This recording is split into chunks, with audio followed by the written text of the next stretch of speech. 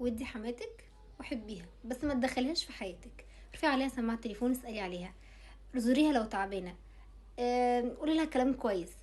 حماتك لو حبتك هتحبب خطيبك فيكي على فكره. وحتى لو هي شخصيه كويسه، يعني ما تقربيش، كل الاختلاط ده بيعمل مشاكل من بعيد لبعيد كده.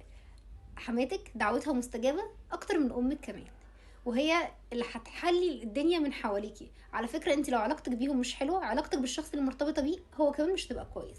العلاقات دي بتتأثر ببعضها. انا مش طالبة منك اي حاجة، انا عارفة ان الحما عملة ونازلة من السما، بس انت لو كويسة هي هتحبك كمان وهتعاملك، مش هتعاملك زي بنتها، لا، ده خلينا متفقين عليه. بس على الاقل عاملوا بعض بالحسنى، لا اكتر ولا اقل. غير كده وكده، حاولي انك تبقي هاديه.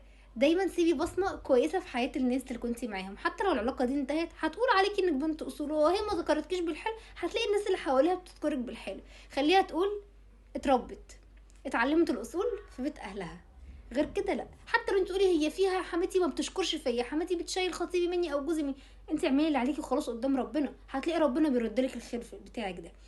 اعملي الخير ورمي البحر، وخصوصا مع حماتك، ما هي حماتك هي اللي جابت لك شريك حياتك ده. عيشها صح.